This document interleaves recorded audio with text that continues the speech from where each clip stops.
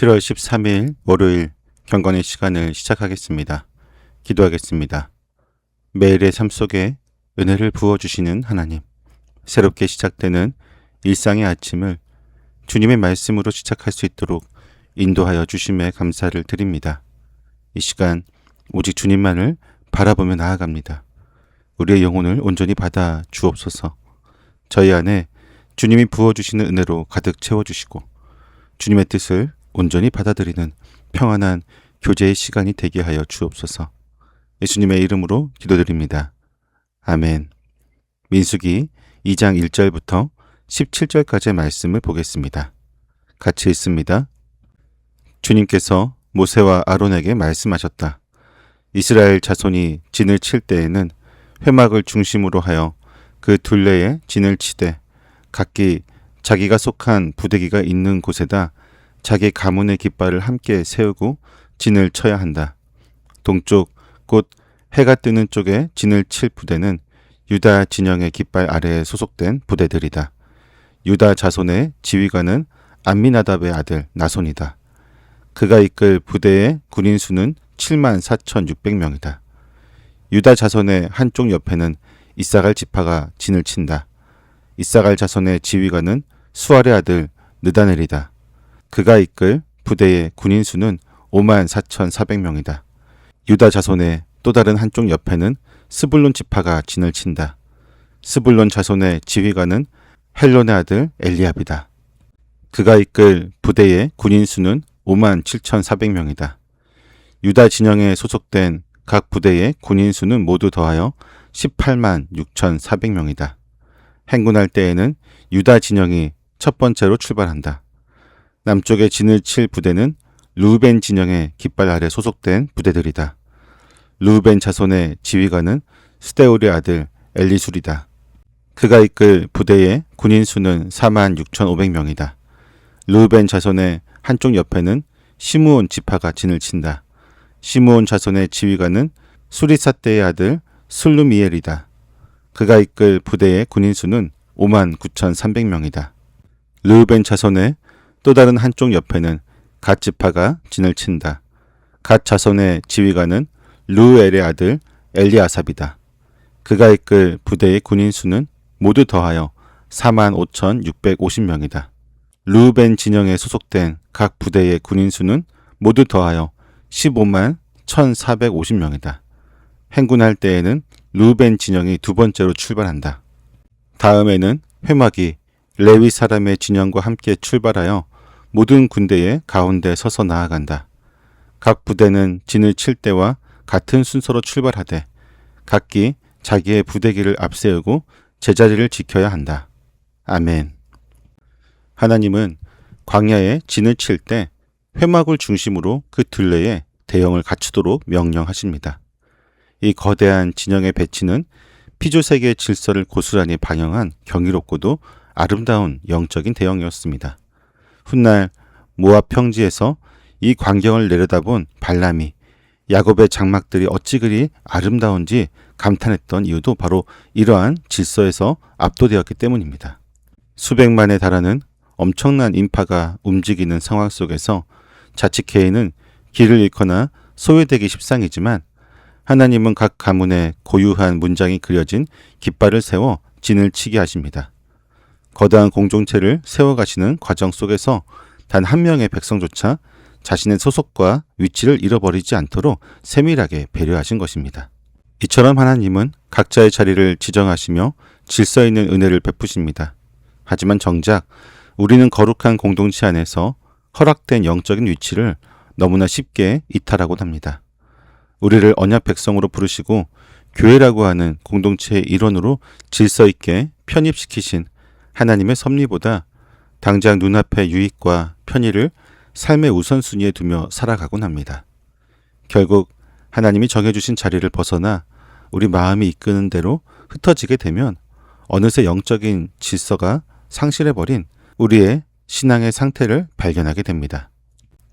아름답게 정렬된 진영 가운데 해가 뜨는 동쪽의 가장 앞자리는 유다와 이사갈 그리고 스불론 지파가 자리했습니다.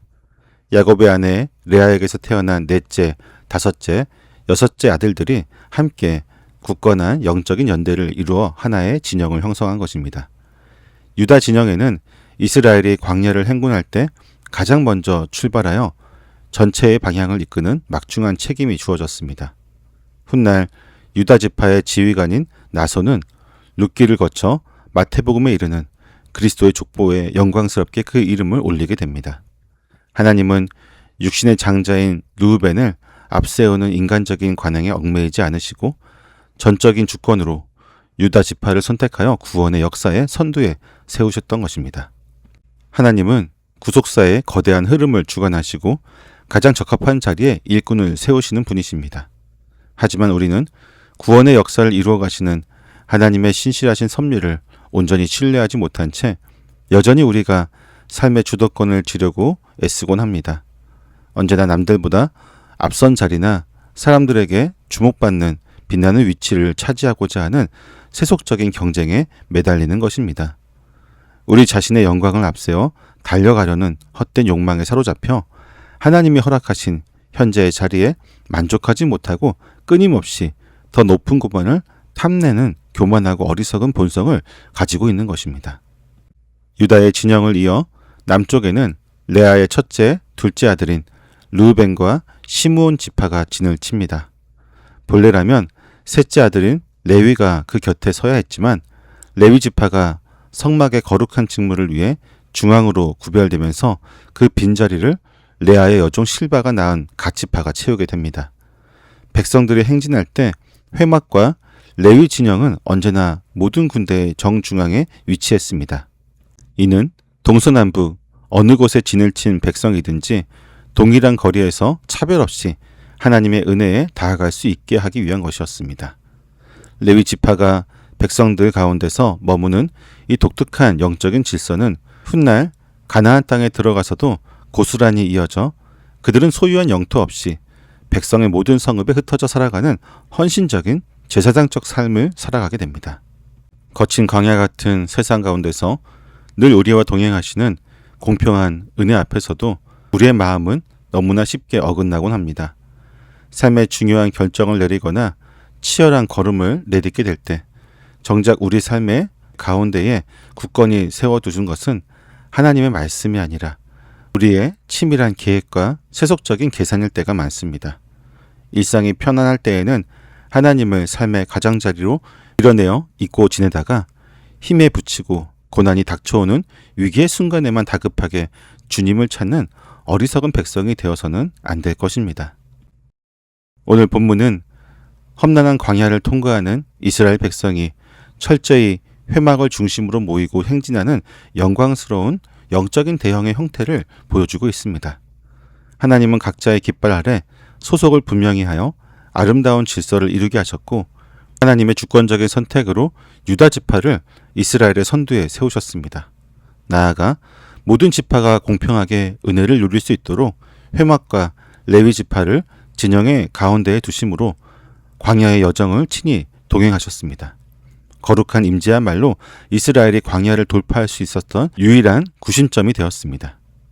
우리의 일터와 가정은 쉴 새 없이 몰아치는 분주함과 크고 작은 염려들로 가득합니다. 그 속에서 우리는 영적인 질서를 잃어버리고 삶의 중심이 위태롭게 흔들리는 것을 경험하게 됩니다. 당장 눈앞에 보이는 이익과 편의를 삶의 가운데에 굳게 세워두고 우리의 걸음을 인도하시는 하나님의 거룩한 임재는 밖으로 밀어낸 채 아슬아슬한 길을 걷고 있는 무질서한 내면을 깊이 돌이켜 보아야 할 것입니다. 거친 광야 같은 세상에서 우리가 생존할 수 있는 유일한 길은 무너진 영적인 질서를 되찾는 것입니다. 치열한 일터의 경쟁 속에서 혹은 복잡하게 얽힌 가정과 인간관계의 갈등 속에서 세상의 경험과 계산을 앞세우려던 시도를 멈추어야 합니다.